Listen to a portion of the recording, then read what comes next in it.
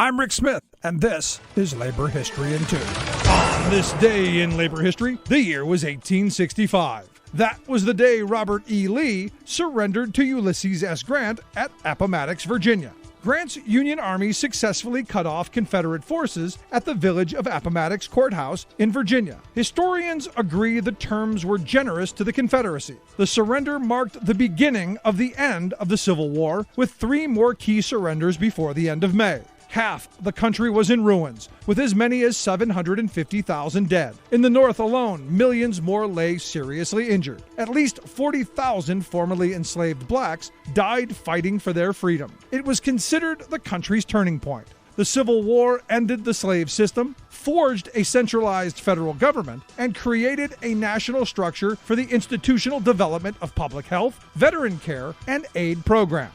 The era of Reconstruction ushered in a period of hope and opportunity for black freedom, equality, and prosperity. But historian Gregory Downes argues in his book After Appomattox, Military Occupation and the Ends of the War, that the war did not really end in 1865. The South was essentially under military occupation until at least 1871.